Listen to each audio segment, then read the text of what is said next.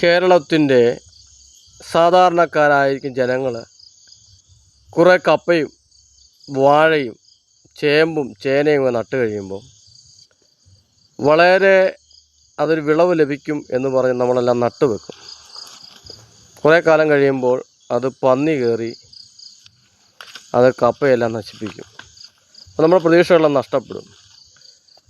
ചേനയും വാഴയും ഒക്കെ നശിപ്പിക്കും. വാഴയുടെ ഓരോ ഭാഗങ്ങൾ നശിപ്പിക്കും. അങ്ങനെ നശിപ്പിക്കാതിരിക്കുമ്പോൾ ഞങ്ങളെല്ലാം കാവലിരിക്കുകയാണ്. ഇവിടുത്തെ ഒരു സംവിധാനം, കേരളത്തിൻ്റെ ഒരു സംവിധാനം എന്ന് പറഞ്ഞാൽ ഗവൺമെൻറ് സംവിധാനങ്ങൾ മൃഗങ്ങളെ സംരക്ഷിക്കുന്നു, എന്നാൽ ജനങ്ങളെ സംരക്ഷിക്കുന്നില്ല. ജനങ്ങളെ സംരക്ഷിക്കേണ്ട ഗവൺമെൻറ് സാധാരണക്കാരായ ജനങ്ങൾക്ക് കപ്പയോ വാഴയൊക്കെ നട്ട് അവർക്ക് ഭക്ഷ്യയോഗ്യമാക്കാനും അതുപോലെ തന്നെ അവരുടെ സാമ്പത്തികമായ രീതിയിൽ വളരുവാൻ വേണ്ടിയൊക്കെയാണ് ഇതൊക്കെ നട്ടുവെക്കുന്നത്. അവർ സ്വയം പര്യാപ്തതയിലെത്തുവാൻ വേണ്ടി നട്ടുവെക്കുന്നു. പക്ഷേ ഇത് വിളവെടുക്കുവാൻ വേണ്ടി ഇവിടുത്തെ മൃഗങ്ങൾ സമ്മതിക്കുന്നില്ല. ഇവിടുത്തെ ഗവൺമെൻറ് അതിന് അനുകൂലമായിരിക്കുകയാണ്. ഈ മനുഷ്യരെക്കാട്ടിലും വലുതാണോ മൃഗങ്ങളെന്ന് നമ്മൾ ചിന്തിച്ചു പോവുകയാണ്.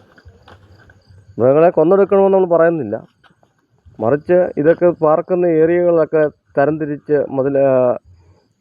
മുള്ളുവേലിയൊക്കെ കെട്ടി അതിനൊക്കെ സംരക്ഷിച്ച് നിലനിർത്തുകയാണെങ്കിൽ ബാക്കിയുള്ള പ്രദേശങ്ങളിലേക്ക് ഇത് കടന്നു വരാനുള്ള സാധ്യത കുറയും. ജനങ്ങൾക്ക് അവരുടെ കൃഷികൾ വിളവെടുക്കുവാൻ സാധിക്കും. ഇവിടെ അനേക വ്യക്തികളുടെ ആയിരക്കണക്കിന് ഏക്കർ സ്ഥലങ്ങൾ ചുമ്മാതെ കിടക്കുകയാണ്. ഇതിൻ്റെ കാരണം എന്താണെന്ന് ചോദിച്ചാൽ ഇത് നട്ട് കഴിയുമ്പോൾ ഇത് വിളവ് ലഭിക്കുന്നില്ല. വിളവ് ലഭിക്കാതെ വരുമ്പോൾ ജനങ്ങൾ ആദ്യം ഒന്നും പ്രാവശ്യമൊക്കെ ശ്രമിച്ചു നോക്കും, പിന്നെ നടക്കുന്നില്ല പറയുമ്പോൾ അവരങ്ങ് ഉപേക്ഷിക്കും. പിന്നെ ഭൂമിയൊക്കെ വെറുതെ പാഴായി കിടക്കുകയാണ്. ഇങ്ങനെ പാഴായി കിടക്കുന്നത് കൊണ്ട് അവർക്കും അതിൻ്റെ ഉടമസ്ഥർക്കും ഗുണമുണ്ടാകുന്നില്ല. അതുപോലെ തന്നെ ഇത്